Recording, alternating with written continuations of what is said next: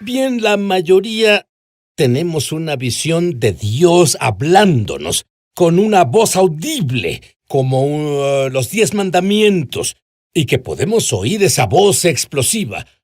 Bueno, mis invitados dicen que todos debemos oír la voz de Dios, pero hay formas inesperadas en que es como si estuviéramos en AM y Dios en FM, pero pasa a nuestro alrededor, como por ejemplo, has visto el patrón de números, el mismo número una y otra vez, oyes el mismo nombre, oyes una escritura, tú has visto un evento que no debía ser, pero ahí estaba. Ese puede ser Dios hablándote. ¿Y sabes qué más? Una vez que notas esto, te vas a abrir, oirás a Dios como nunca antes. Hace un par de años viniste a los Estados Unidos, ambos, a un show para nosotros. Sí. Y yo los invité a los dos para estar en una reunión de oración. Y el Espíritu Santo eligió a una persona en particular y sucedió que era el gerente de nuestra oficina y comenzaste a hacer una pregunta. ¿Tiene algún hijo? Y ella dijo, sí, tengo uno. Y luego tú dijiste, pero veo a otro niño. Y ella se sonrojó y te diré por qué. No era porque tuviera vergüenza de tener un hijo. Era porque ella aún no le decía a nadie, en especial a su jefe. Quería hacerlo primero ella, pero tú fuiste el primero. Sí, metí la pata en eso. Ahora, te pregunté en la cena anoche sobre cómo sabes estas cosas. Y me dijiste que hay un ángel que te acompaña y a veces él se inclina sobre tu hombro. Explícalo. ¿Qué significa eso? Cuando ministro en el púlpito puede pasar cuando estoy cenando también y un ángel se recarga sobre mí. Y lo que pasa es que se recarga sobre mí y puedo ver fotografías e imágenes. A veces se mueven las imágenes y puedo decir detalles sobre la vida de alguien, sobre su condición y su enfermedad.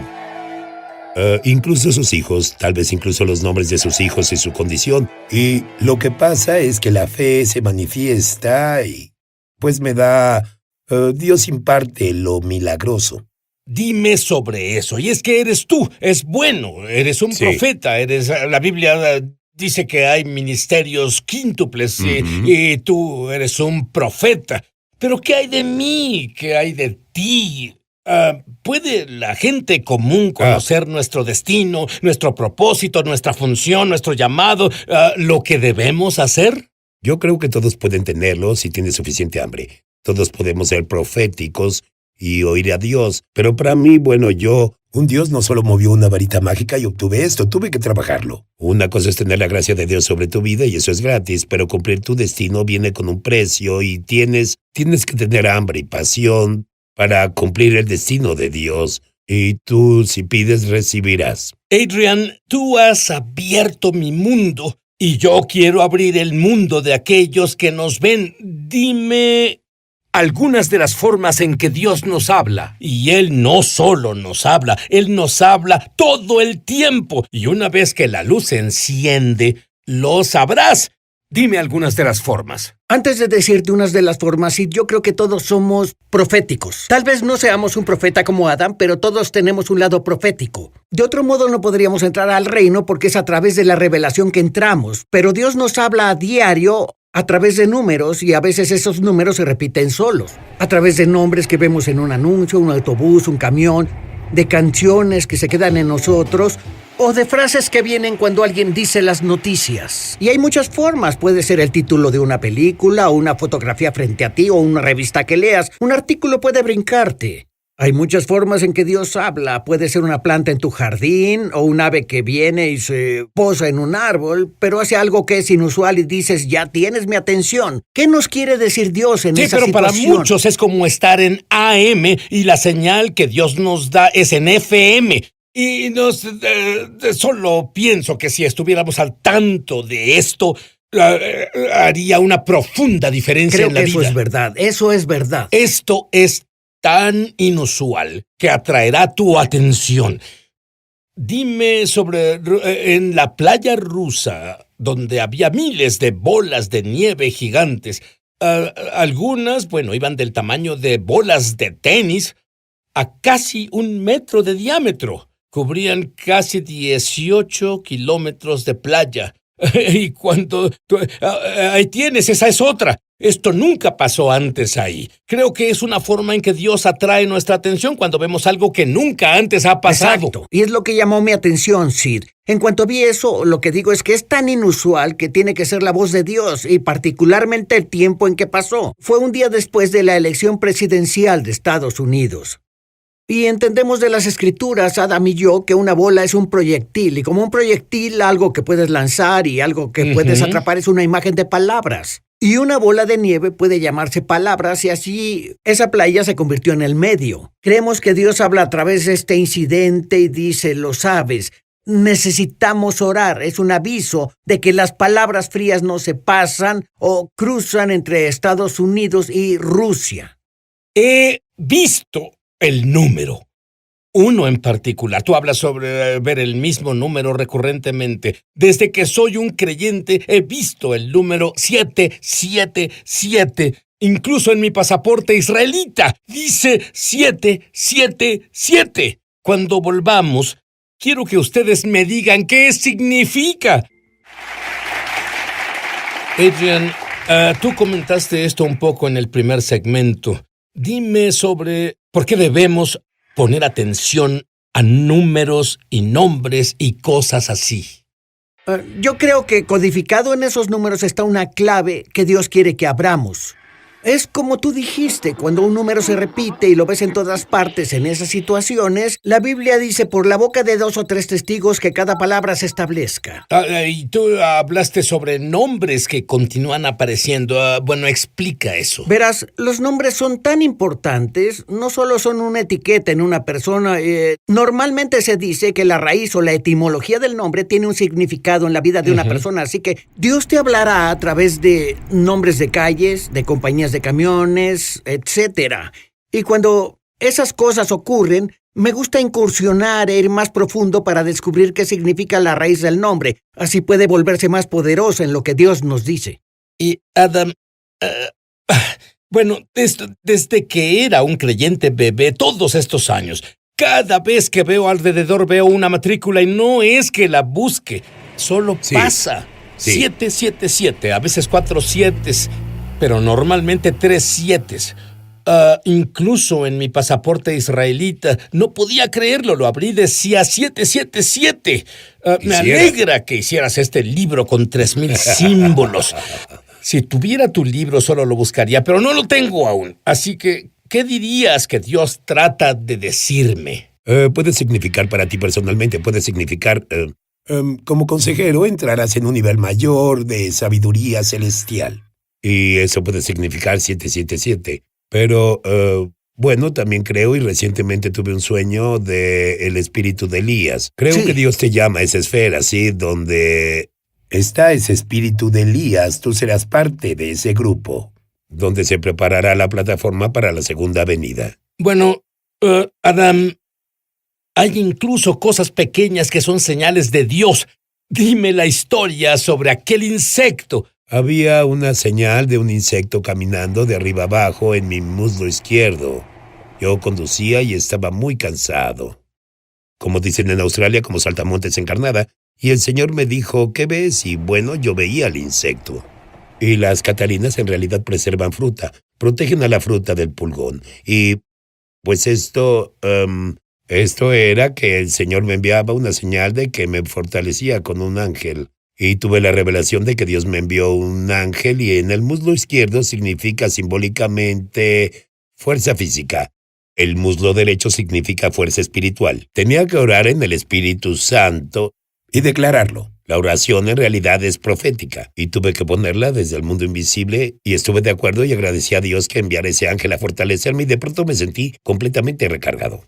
Me sentí como el conejo de las baterías. Me sentí completamente lleno de energía, listo para la siguiente reunión porque tenía que ir a la siguiente reunión en cuanto llegara a casa. ¿Y tú pedías eso ¿O esto solo pasó?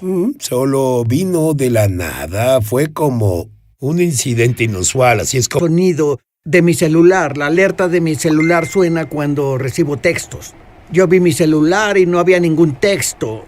Así que supe instintivamente que tal vez Dios iba a hablarme. En ese momento escuchaba en el MP3 o el iPod en el carro. Se escuchaba en el carro el testimonio de Smith Wigglesworth. Lo que reveló era que Smith Wigglesworth se apartó del Señor y molestaba a su esposa Polly cuando ella volvía a casa de las reuniones. Y eso fue algo que no había oído. Fue una revelación para mí. Y yo entendí porque recibí una llamada temprano en esa semana de la pastora de la segunda iglesia en la que ministraría y ella me dijo que su yerno no había ido a la iglesia en 6 meses. Y en cierta forma él se apartó del Señor. Así que pensé, creo que Dios me pide que haga referencia a la historia de Smith al compartir en la segunda iglesia. Y yo hilé el testimonio de Smith Wigglesworth con lo que compartí en la segunda iglesia. Para eso se necesita valentía para hacer eso. Es correcto porque como Adam lo describe, que es como cuando te arriesgas y justo en el último momento Jesús viene y hace lo que hace. Y entonces yo compartía y cerré la reunión, estaba cerrando, dije, alguien que lo que compartí si quieres venir al frente me gustaría orar contigo. Y al menos una docena de personas pasaron al frente.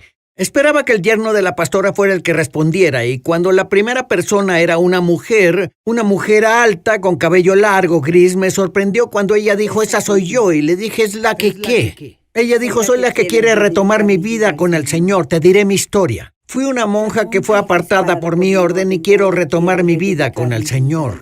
La siguiente persona que vino era una mujer con diferentes colores en su cabello morado, verde, amarillo, rojo, etc. Ella dijo, acabo de salir de una relación lésbica, quiero retomar mi vida con el Señor. Y continué con la línea hasta el yerno de la pastora. Cada persona estaba lista para retomar su vida con el Señor. ¿No te alegra haber tomado el riesgo? Me alegra haberme arriesgado e incorporar lo que sentí que Dios decía en mi mensaje. Fue increíble lo que Dios hizo esa noche.